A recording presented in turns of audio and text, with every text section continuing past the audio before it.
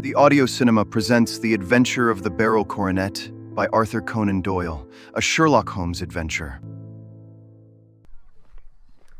My friend rose lazily from his armchair and stood with his hands in the pockets of his dressing gown looking over my shoulder. It was a bright, crisp February morning, and the snow of the day before still lay deep upon the ground, shimmering brightly in the wintry sun. Down the center of Baker Street it had been plowed into a brown crumbly band by the traffic, but at either side and on the heaped-up edges of the footpaths it still lay as white as when it fell. The gray pavement had been cleaned and scraped, but was still dangerously slippery so that there were fewer passengers than usual. Indeed, from the direction of the Metropolitan Station, no one was coming save the single gentleman, whose eccentric conduct had drawn my attention. He was a man of about 50, tall, portly, and imposing, with a massive, strongly marked face and a commanding figure. He was dressed in a somber yet rich style in black frock coat, shining hat, neat brown gaiters, and well-cut pearl gray trousers. Yet his actions were an absurd contrast to the dignity of his dress and features, for he was running hard with occasional little springs, such as a weary man gives who is little accustomed to set any tax upon his legs. As he ran, he jerked his hands up and down, waggled his head, and writhed his face into the most extraordinary contortions. What on earth can be the matter with him? He is looking up at the numbers of the houses. I believe that he is coming here. Here? Yes. I rather think he is coming to consult me professionally. I think that I recognize the symptoms. Ha, did I not tell you? As he spoke, the man, puffing and blowing, rushed at our door and pulled at our bell until the whole house resounded with the clanging. A few moments later he was in our room, still puffing, still gesticulating, but with so fixed a look of grief and despair in his eyes that our smiles were turned in an instant to horror and pity. For a while he could not get his words out, but swayed his body and plucked at his hair like one who has been driven to the extreme limits of his reason. Then suddenly springing to his feet, he beat his head against the wall with such force that we both rushed upon him and tore him away to the center of the room. Sherlock Holmes pushed him down into the easy chair, and, sitting beside him, patted his hand and chatted with him in the easy, soothing tones which he knew so well how to employ. You have come to me to tell your story, have you not?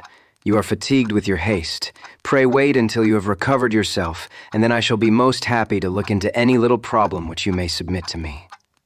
The man sat for a minute or more with a heaving chest, fighting against his emotion. Then he passed his handkerchief over his brow, set his lips tight, and turned his face towards us.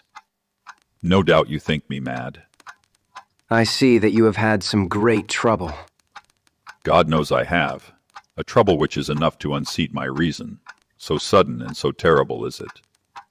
Public disgrace I might have faced, although I am a man whose character has never yet borne a stain. Private affliction also is the lot of every man, but the two coming together, and in so frightful a form, have been enough to shake my very soul. Besides, it is not I alone. The very noblest in the land may suffer, unless some way be found out of this horrible affair. Pray compose yourself, sir, and let me have a clear account of who you are and what it is that has befallen you. My name is probably familiar to your ears. I am Alexander Holder, of the banking firm of Holder and Stevenson, of Threadneedle Street. The name was indeed well known to us as belonging to the senior partner in the second largest private banking concern in the city of London. What could have happened then, to bring one of the foremost citizens of London to this most pitiable pass? We waited, all curiosity, until with another effort he braced himself to tell his story. I feel that time is of value. That is why I hastened here when the police inspector suggested that I should secure your cooperation. I came to Baker Street by the Underground and hurried from there on foot, for the cabs go slowly through the snow. That is why I was so out of breath, for I am a man who takes very little exercise. I feel better now, and I will put the facts before you as shortly and yet as clearly as I can. It is, of course, well known to you that in a successful banking business as much depends upon our being able to find remunerative investments for our funds as upon our increasing our connection and the number of our depositors. One of our most lucrative means of laying out money is in the shape of loans where the security is unimpeachable. We have done a good deal in this direction during the last few years, and there are many noble families to whom we have advanced large sums upon the security of their pictures, libraries, or plate. Yesterday morning I was seated in my office at the bank when a card was brought in to me by one of the clerks. I started when I saw the name, for it was that of none other than... Well, perhaps even to you I had better say no more than that it was a name which is a household word all over the earth. One of the highest, noblest, most exalted names in England. I was overwhelmed by the honor, and attempted, when he entered, to say so, but he plunged at once into business with the air of a man who wishes to hurry quickly through a disagreeable task. "Mr. Holder," said he, "I have been informed that you are in the habit of advancing money." "The firm do so when the security is good," I answered. "It is absolutely essential to me," said he, "that I should have £50,000 at once. I could of course borrow so trifling a sum 10 times over from my friends, but I much prefer to make it a matter of business and to carry out that business myself. In my position you can readily understand that it is unwise to place oneself under obligations." "For how long, may I ask? Do you want this sum?" I asked.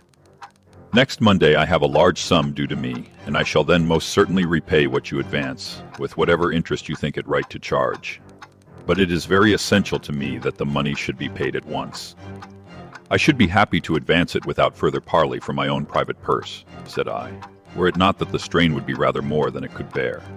If, on the other hand, I am to do it in the name of the firm, then in justice to my partner I must insist that, even in your case, every business-like precaution should be taken." "I should much prefer to have it so," said he, raising up a square, black morocco case which he had laid beside his chair. "You have doubtless heard of the Beryl Coronet." "One of the most precious public possessions of the empire," said I. "Precisely." He opened the case, and there, embedded in soft flesh-colored velvet, lay the magnificent piece of jewelry which he had named. "There are 39 enormous barrels," said he, "and the price of the gold chasing is incalculable. The lowest estimate would put the worth of the coronet at double the sum which I have asked. I am prepared to leave it with you as my security." I took the precious case into my hands and looked in some perplexity from it to my illustrious client. "You doubt its value?" he asked. "Not at all. I only doubt the propriety of my leaving it. You may set your mind at rest about that. I should not dream of doing so were it not absolutely certain that I should be able in 4 days to reclaim it. It is a pure matter of form. Is the security sufficient?" "Ample. You understand, Mr. Holder, that I am giving you a strong proof of the confidence which I have in you, founded upon all that I have heard of you. I rely upon you not only to be discreet and to refrain from all gossip upon the matter, but, above all, to preserve this coronet with every possible precaution. Because I need not say that a great public scandal would be caused if any harm were to befall it. Any injury to it would be almost as serious as its complete loss, for there are no barrels in the world to match these, and it would be impossible to replace them. I leave it with you, however, with every confidence, and I shall call for it in person on Monday morning." Seeing that my client was anxious to leave, I said no more, but, calling for my cashier, I ordered him to pay over £50,000 notes. When I was alone once more, however, with the precious case lying upon the table in front of me, I could not but think with some misgivings of the immense responsibility which it entailed upon me.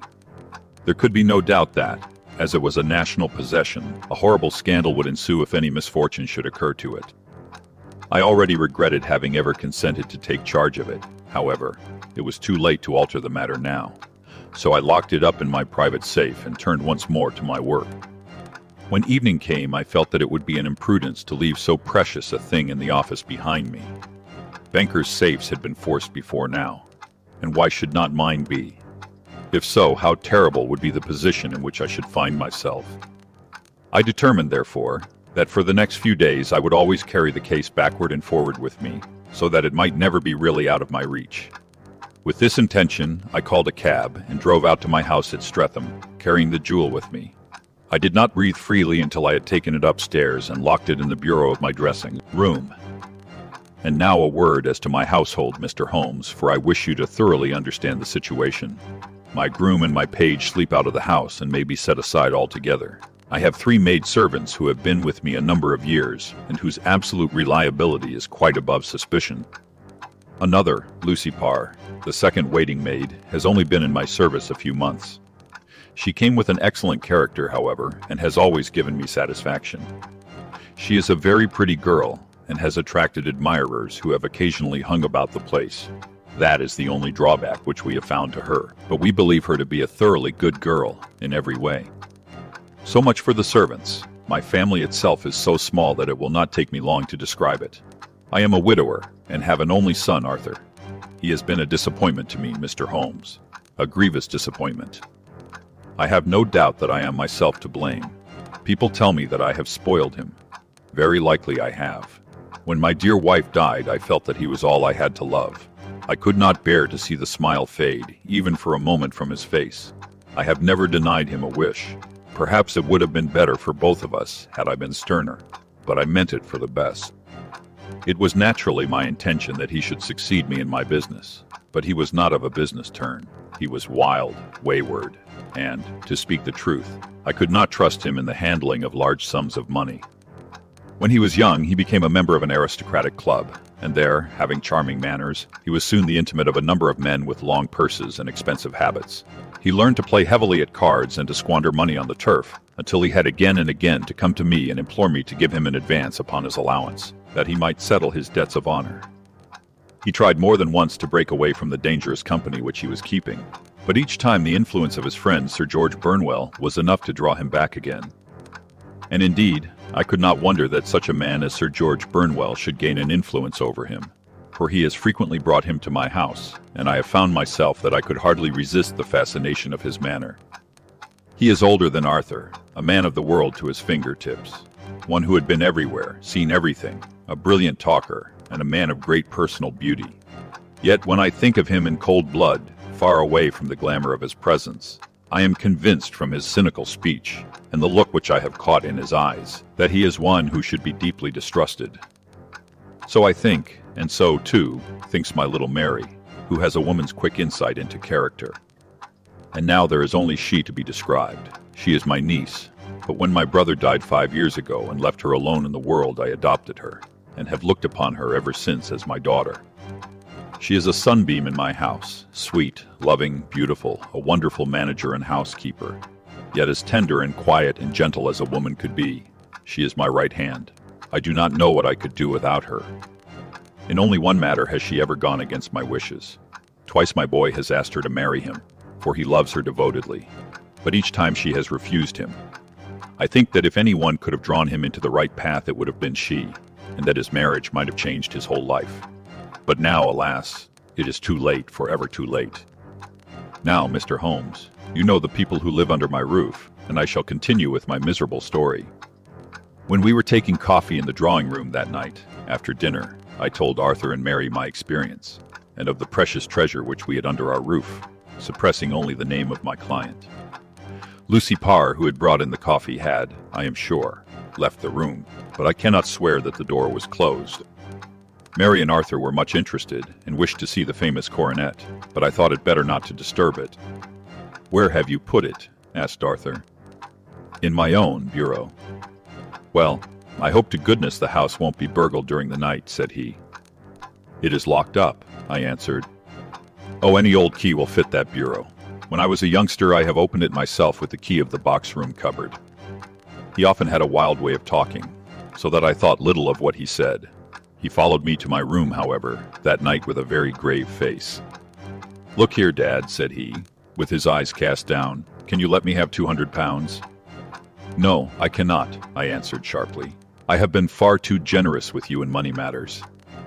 "You have been very kind," said he, "but I must have this money, or else I can never show my face inside the club again." "And a very good thing, too," I cried. "Yes, but you would not have me leave it a dishonored man," said he. "I could not bear the disgrace. I must raise the money in some way, and if you will not let me have it, then I must try other means." I was very angry, for this was the third demand during the month. "You shall not have a farthing from me," I cried, on which he bowed and left the room without another word. When he was gone, I unlocked my bureau, made sure that my treasure was safe, and locked it again. Then I started to go round the house to see that all was secure, a duty which I usually leave to Mary, but which I thought it well to perform myself that night. As I came down the stairs, I saw Mary herself at the side window of the hall, which she closed and fastened as I approached. "Tell me, Dad," said she, looking, I thought, a little disturbed, "did you give Lucy, the maid, leave to go out to night?" Certainly not. She came in just now by the back door. I have no doubt that she has only been to the side gate to see someone, but I think that it is hardly safe and should be stopped. You must speak to her in the morning, or I will, if you prefer it. Are you sure that everything is fastened? Quite sure, Dad. Then, good night, I kissed her and went up to my bedroom again, where I was soon asleep. I am endeavoring to tell you everything, Mr. Holmes, which may have any bearing upon the case, but I beg that you will question me upon any point which I do not make clear. On the contrary, your statement is singularly lucid. I come to a part of my story now in which I should wish to be particularly so. I am not a very heavy sleeper, and the anxiety in my mind tended, no doubt, to make me even less so than usual. About 2 in the morning, then, I was awakened by some sound in the house. It had ceased ere I was wide awake, but it had left an impression behind it as though a window had gently closed somewhere. I lay listening with all my ears. Suddenly, to my horror, there was a distinct sound of footsteps moving softly in the next room. I slipped out of bed, all palpitating with fear, and peeped round the corner of my dressing-room door. "Arthur," I screamed, "you villain, you thief, how dare you touch that coronet?" The gas was half up, as I had left it, and my unhappy boy, dressed only in his shirt and trousers, was standing beside the light, holding the coronet in his hands. He appeared to be wrenching at it, or bending it with all his strength. At my cry, he dropped it from his grasp and turned as pale as death. I snatched it up and examined it. One of the gold corners, with 3 of the barrels in it, was missing. "You blackguard," I shouted, beside myself with rage. "You have destroyed it. You have dishonored me forever. Where are the jewels which you have stolen?" "Stolen!" he cried. "Yes, you thief," I roared, shaking him by the shoulder. "There are none missing. There cannot be any missing," said he. "There are 3 missing, and you know where they are. Must I call you a liar as well as a thief? Did I not see you trying to tear off another piece?" "You have called me names enough," said he. "I will not stand it any longer. I shall not say another word about this business since you have chosen to insult me. I will leave your house in the morning and make my own way in the world." "You shall leave it in the hands of the police," I cried, half mad with grief and rage. "I shall have this matter probed to the bottom." "You shall learn nothing from me," said he, with a passion, such as I should not have thought was in his nature. "If you choose to call the police, let the police find what they can." By this time the whole house was astir, for I had raised my voice in my anger. Mary was the first to rush into my room, and at the sight of the coronet and of Arthur's face, she read the whole story, and, with a scream, fell down senseless on the ground. I sent the house, made for the police, and put the investigation into their hands at once. When the inspector and a constable entered the house, Arthur, who had stood sullenly with his arms folded, asked me whether it was my intention to charge him with theft. I answered that it had ceased to be a private matter, but had become a public one, since the ruined coronet was national property. I was determined that the law should have its way in everything. "At least," said he, "you will not have me arrested at once. It would be to your advantage as well as mine if I might leave the house for 5 minutes. That you may get away, or perhaps that you may conceal what you have stolen," said I. And then, realizing the dreadful position in which I was placed, I implored him to remember that not only my honor, but that of one who was far greater than I was at stake, and that he threatened to raise a scandal which would convulse the nation. He might avert it all if he would but tell me what he had done with the 3 missing stones. "You may as well face the matter," said I. "You have been caught in the act, and no confession could make your guilt more heinous. If you but make such reparation as is in your power, by telling us where the barrels are, all shall be forgiven and forgotten." "Keep your forgiveness for those who ask for it," he answered, turning away from me with a sneer. I saw that he was too hardened for any words of mine to influence him. There was but one way for it. I called in the inspector and gave him into custody. A search was made at once, not only of his person, but of his room, and of every portion of the house where he could possibly have concealed the gems, but no trace of them could be found, nor would the wretched boy open his mouth for all our persuasions and our threats. This morning he was removed to a cell, and I, after going through all the police formalities, have hurried round to you, to implore you to use your skill in unraveling the matter. The police have openly confessed that they can at present make nothing of it. You may go to any expense which you think necessary. I have already offered a reward of £1,000. My God, what shall I do? I have lost my honor, my gems, and my son in one night. Oh, what shall I do? He put a hand on either side of his head and rocked himself to and fro, droning to himself like a child whose grief has got beyond words. Sherlock Holmes sat silent for some few minutes, with his brows knitted and his eyes fixed upon the fire. Do you receive much company? None, save my partner with his family, and an occasional friend of Arthur's. Sir George Burnwell has been several times lately. No one else, I think. Do you go out much in society? Arthur does. Mary and I stay at home. We neither of us care for it. That is unusual in a young girl. She is of a quiet nature. Besides, she is not so very young. She is 24. This matter, from what you say, seems to have been a shock to her also. Terrible. She is even more affected than I. You have neither of you any doubt as to your son's guilt. How can we have, when I saw him with my own eyes with the coronet in his hands? I hardly consider that a conclusive proof. Was the remainder of the coronet at all injured? Yes, it was twisted. Do you not think, then, that he might have been trying to straighten it? God bless you. You are doing what you can for him and for me, but it is too heavy a task. What was he doing there at all? If his purpose were innocent, why did he not say so? Precisely. And if it were guilty, why did he not invent a lie? His silence appears to me to cut both ways. There are several singular points about the case. What did the police think of the noise which awoke you from your sleep? They considered that it might be caused by Arthur's closing his bedroom door. A likely story, as if a man bent on felony would slam his door so as to wake a household. What did they say, then, of the disappearance of these gems? They are still sounding the planking and probing the furniture in the hope of finding them. Have they thought of looking outside the house? Yes, they have shown extraordinary energy. The whole garden has already been minutely examined. Now, my dear sir, is it not obvious to you now that this matter really strikes very much deeper than either you or the police were at first inclined to think?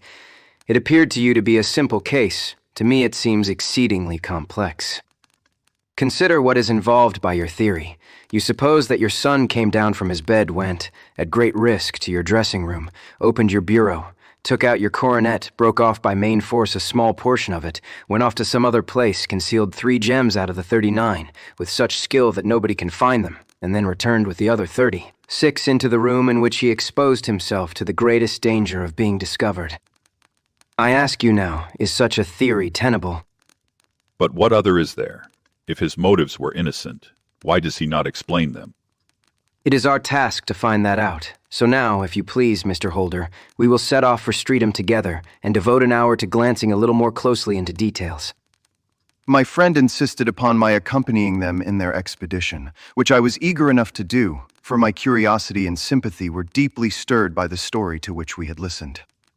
I confess that the guilt of the banker's son appeared to me to be as obvious as it did to his unhappy father, but still I had such faith in Holmes's judgment that I felt that there must be some grounds for hope as long as he was dissatisfied with the accepted explanation. He hardly spoke a word the whole way out to the southern suburb, but sat with his chin upon his breast and his hat drawn over his eyes, sunk in the deepest thought. Our client appeared to have taken fresh heart at the little glimpse of hope which had been presented to him, and he even broke into a desultory chat with me over his business affairs. A short railway journey and a shorter walk brought us to Fairbank, the modest residence of the great financier. Fairbank was a good-sized square house of white stone, standing back a little from the road. A double-carriage sweep, with a snow-clad lawn, stretched down in front to 2 large iron gates which closed the entrance.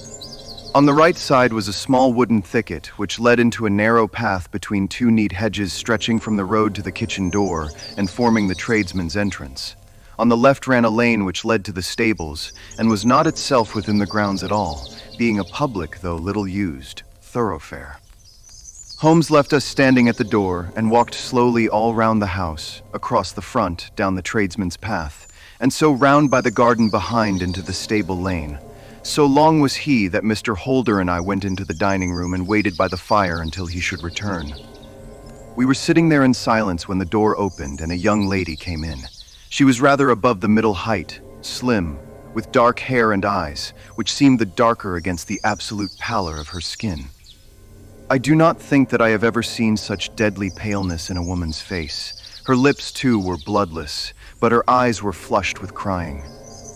As she swept silently into the room, she impressed me with a greater sense of grief than the banker had done in the morning, and it was the more striking in her as she was evidently a woman of strong character, with immense capacity for self-restraint. Disregarding my presence, she went straight to her uncle, and passed her hand over his head with a sweet, womanly caress.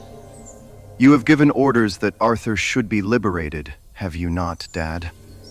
No, my girl. The matter must be probed to the bottom. "But I am so sure that he is innocent. You know what women's instincts are. I know that he has done no harm and that you will be sorry for having acted so harshly." Why is he silent then, if he is innocent? "Who knows? Perhaps because he was so angry that you should suspect him." How could I help suspecting him when I actually saw him with the coronet in his hand? "Oh, but he had only picked it up to look at it. Oh, do take my word for it that he is innocent. Let the matter drop and say no more. It is so dreadful to think of our dear Arthur in prison." I shall never let it drop until the gems are found. Never, Mary. Your affection for Arthur blinds you as to the awful consequences to me. Far from hushing the thing up, I have brought a gentleman down from London to inquire more deeply into it. "This gentleman," she asked, facing round to me. No, his friend. He wished us to leave him alone. He is round in the stable lane now. "The stable lane." She raised her dark eyebrows. "What can he hope to find there?" "Ah, this I suppose is he. I trust, sir, that you will succeed in proving what I feel sure is the truth, that my cousin Arthur is innocent of this crime."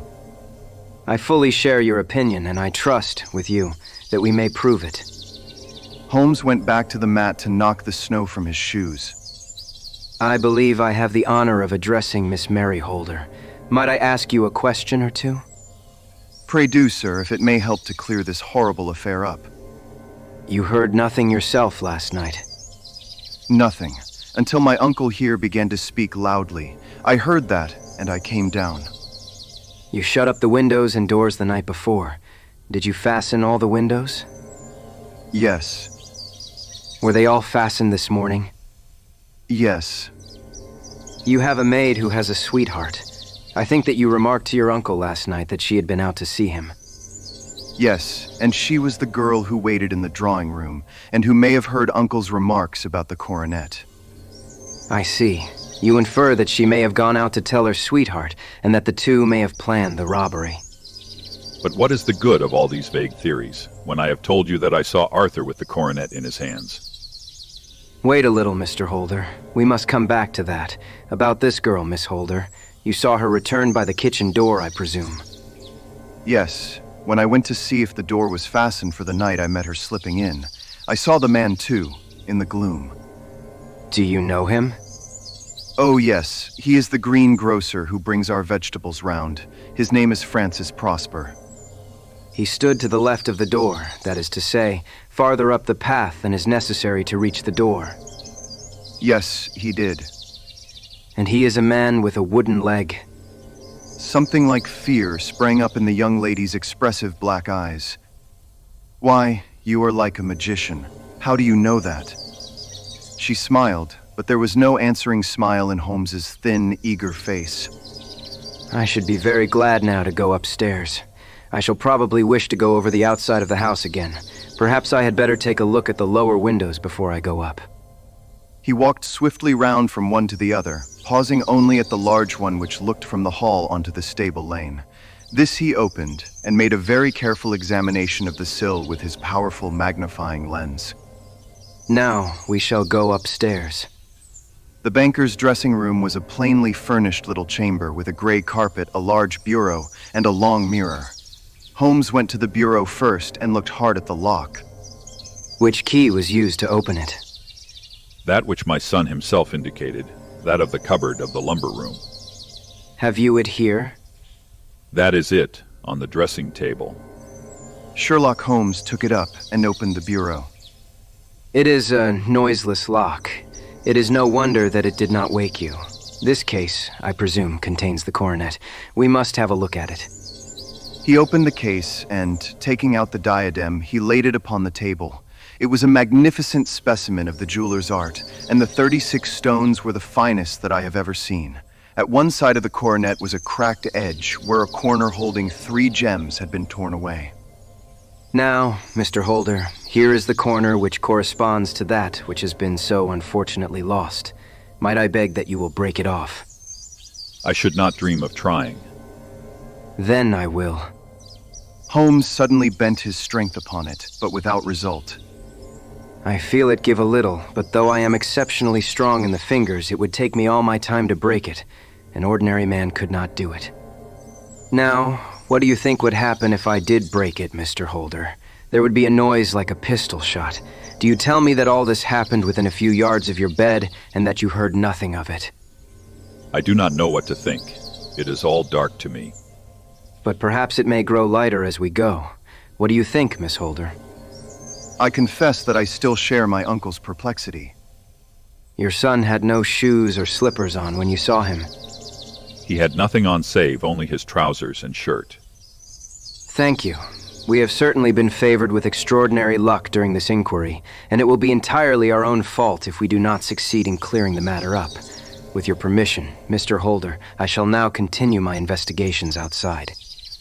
He went alone, at his own request, for he explained that any unnecessary footmarks might make his task more difficult. For an hour or more he was at work, returning at last with his feet heavy with snow and his features as inscrutable as ever. I think that I have seen now all that there is to see, Mr. Holder. I can serve you best by returning to my rooms. But the gems, Mr. Holmes, where are they? I cannot tell. I shall never see them again, and my son, you give me hopes. My opinion is in no way altered. Then, for God's sake, what was this dark business which was acted in my house last night?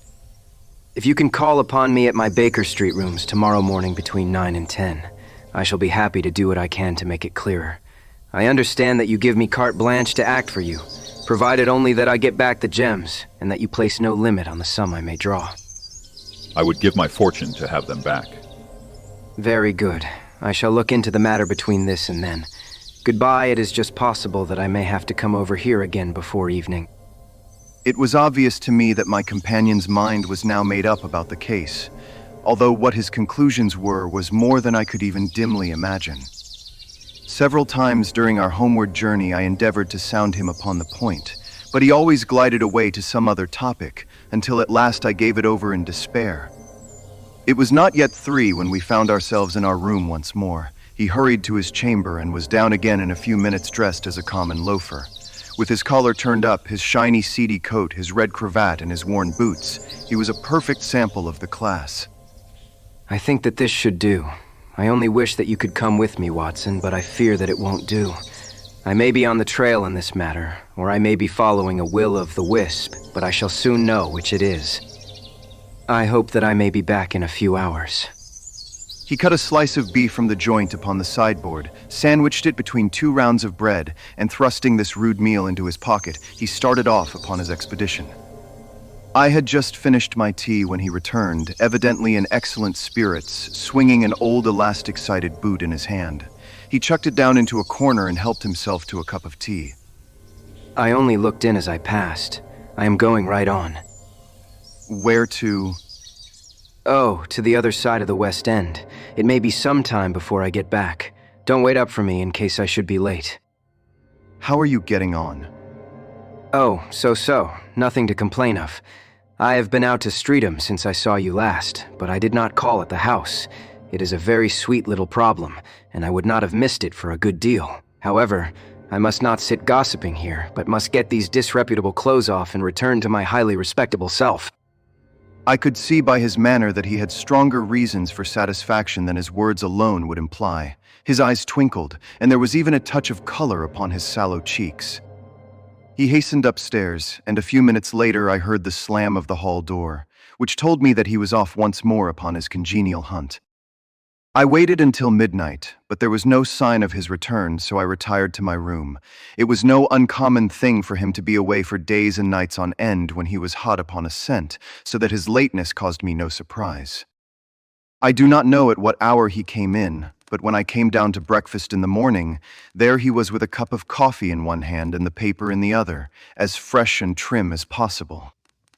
You will excuse my beginning without you, Watson, but you remember that our client has rather an early appointment this morning. Why, it is after 9 now. I should not be surprised if that were he. I thought I heard a ring. It was indeed our friend the financier. I was shocked by the change which had come over him, for his face, which was naturally of a broad and massive mold, was now pinched and fallen in, while his hair seemed to me at least a shade whiter. He entered with a weariness and lethargy, which was even more painful than his violence of the morning before, and he dropped heavily into the armchair which I pushed forward for him. I do not know what I have done to be so severely tried. Only 2 days ago I was a happy and prosperous man, without a care in the world. Now I am left to a lonely and dishonored age. One sorrow comes close upon the heels of another. My niece, Mary, has deserted me. Deserted you? Yes, her bed this morning had not been slept in. Her room was empty, and a note for me lay upon the hall table. I had said to her last night, in sorrow and not in anger, that if she had married my boy all might have been well with him. Perhaps it was thoughtless of me to say so. It is to that remark that she refers in this note. My dearest uncle, I feel that I have brought trouble upon you, and that if I had acted differently this terrible misfortune might never have occurred. I cannot, with this thought in my mind, ever again be happy under your roof, and I feel that I must leave you forever. Do not worry about my future, for that is provided for, and above all, do not search for me, for it will be fruitless labor and an ill service to me. In life or in death, I am ever your loving Mary. What could she mean by that note, Mr. Holmes? Do you think it points to suicide? No, nothing of the kind. It is perhaps the best possible solution. I trust, Mr. Holder, that you are nearing the end of your troubles.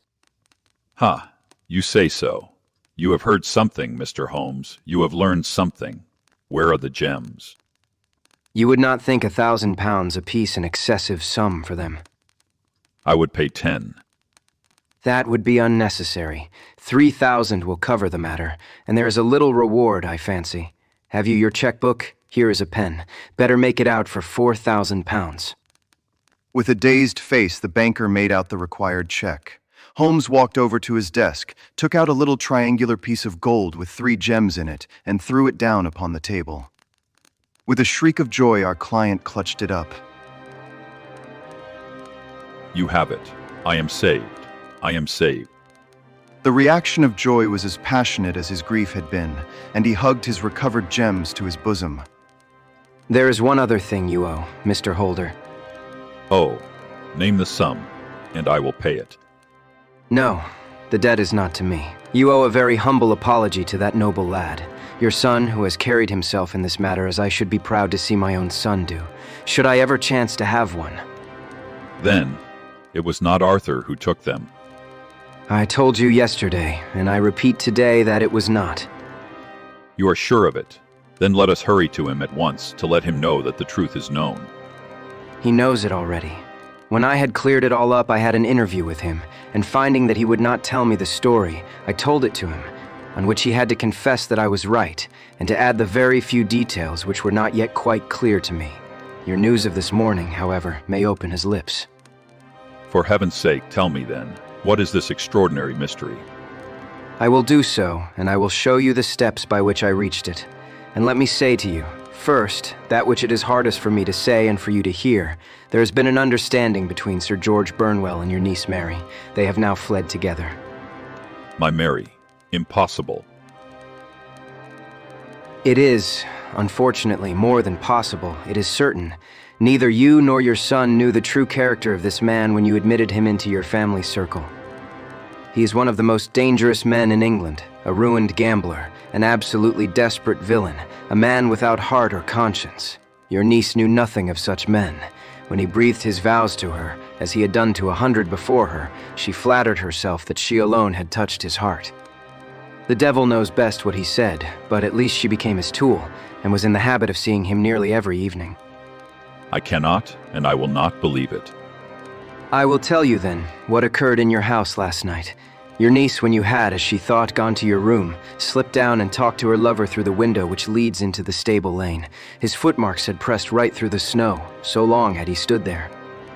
She told him of the coronet. His wicked lust for gold kindled at the news, and he bent her to his will. I have no doubt that she loved you, but there are women in whom the love of a lover extinguishes all other loves, and I think that she must have been one. She had hardly listened to his instructions when she saw you coming downstairs, on which she closed the window rapidly, and told you about one of the servants' escapade with her wooden-legged lover, which was all perfectly true. Your boy, Arthur, went to bed after his interview with you, but he slept badly on account of his uneasiness about his club debts. In the middle of the night, he heard a soft tread pass his door, so he rose, and looking out was surprised to see his cousin walking very stealthily along the passage, until she disappeared into your dressing room. Petrified with astonishment, the lad slipped on some clothes and waited there in the dark to see what would come of this strange affair. Presently she emerged from the room again, and in the light of the passage, Lamp your son saw that she carried the precious coronet in her hands. She passed down the stairs, and he, thrilling with horror, ran along and slipped behind the curtain near your door, whence he could see what passed in the hall beneath. He saw her stealthily open the window, hand out the coronet to someone in the gloom, and then closing it once more hurry back to her room, passing quite close to where he stood hid behind the curtain. As long as she was on the scene, he could not take any action without a horrible exposure of the woman whom he loved. But the instant that she was gone, he realized how crushing a misfortune this would be for you, and how all-important it was to set it right. He rushed down, just as he was, in his bare feet, opened the window, sprang out into the snow, and ran down the lane where he could see a dark figure in the moonlight. Sir George Burnwell tried to get away, but Arthur caught him, and there was a struggle between them, your lad tugging at one side of the coronet, and his opponent at the other. In the scuffle, your son struck Sir George and cut him over the eye. Then something suddenly snapped, and your son, finding that he had the coronet in his hands, rushed back, closed the window, ascended to your room, and had just observed that the coronet had been twisted in the struggle, and was endeavoring to straighten it when you appeared upon the scene. Is it possible? You then roused his anger by calling him names at a moment when he felt that he had deserved your warmest thanks. He could not explain the true state of affairs without betraying one who certainly deserved little enough consideration at his hands.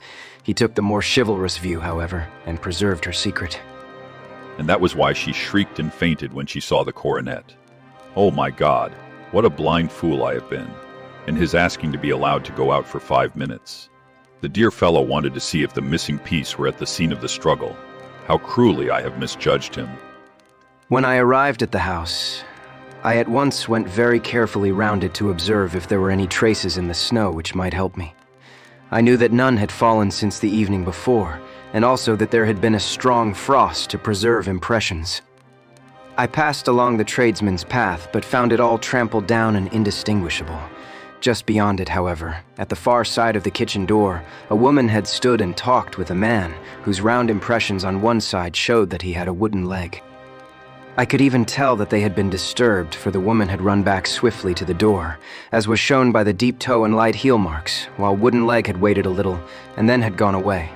I thought at the time that this might be the maid and her sweetheart of whom you had already spoken to me, and inquiry showed it was so. I passed round the garden without seeing anything more than random tracks, which I took to be the police, but when I got into the stable lane, a very long and complex story was written in the snow in front of me. There was a double line of tracks of a booted man, and a second double line which I saw with delight belonged to a man with naked feet. I was at once convinced from what you had told me that the latter was your son. The first had walked both ways, but the other had run swiftly, and as his tread was marked in places over the depression of the boot, it was obvious that he had passed after the other. I followed them up and found that they led to the hall window, where Boots had worn all the snow away while waiting. Then I walked to the other end, which was 100 yards or more down the lane. I saw where Boots had faced round, where the snow was cut up as though there had been a struggle, and finally where a few drops of blood had fallen to show me that I was not mistaken. Boots had then run down the lane, and another little smudge of blood showed that it was he who had been hurt. When he came to the high road at the other end, I found that the pavement had been cleared, so there was an end to that clue. On entering the house, however, I examined, As you remember, the sill and framework of the hall window with my lens, and I could at once see that someone had passed out. I could distinguish the outline of an instep where the wet foot had been placed in coming in. I was then beginning to be able to form an opinion as to what had occurred.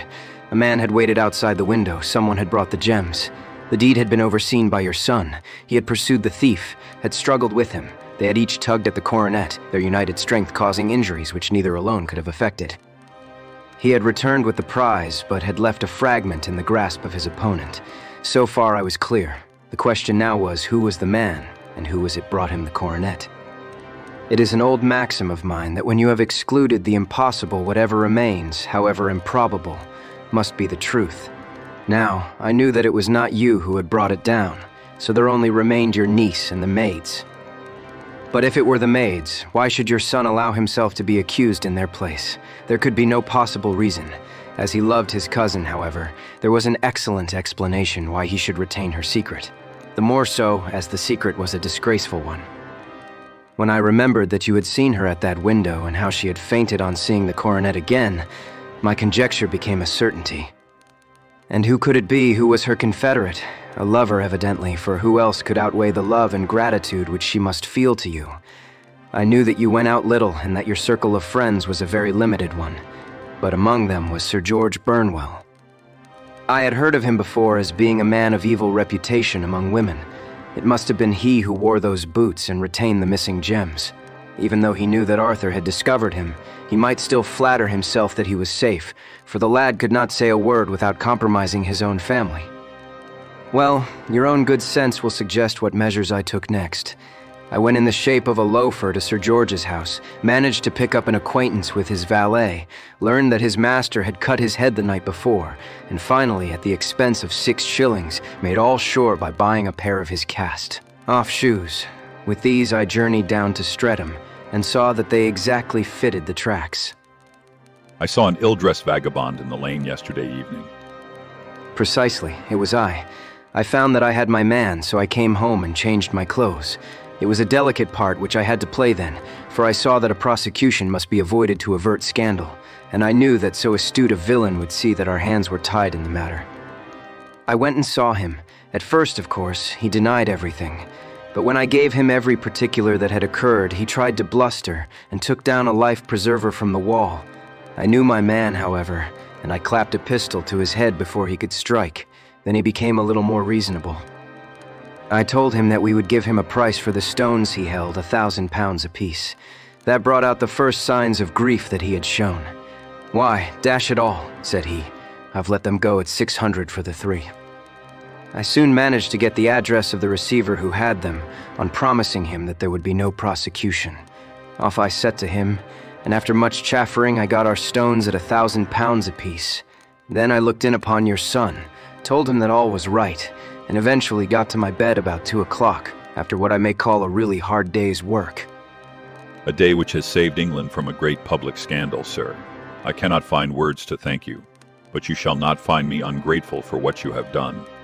Your skill has indeed exceeded all that I have heard of it. And now I must fly to my dear boy to apologize to him for the wrong which I have done him. As to what you tell me of poor Mary, it goes to my very heart. Not even your skill can inform me where she is now. I think that we may safely say that she is wherever Sir George Burnwell is. It is equally certain, too, that whatever her sins are, they will soon receive a more than sufficient punishment. You have been listening to The Adventure of the Beryl Coronet by Arthur Conan Doyle, a cinematic audio production by The Audio Cinema. Visit app.theaudiocinema.com for more cinematic audio productions.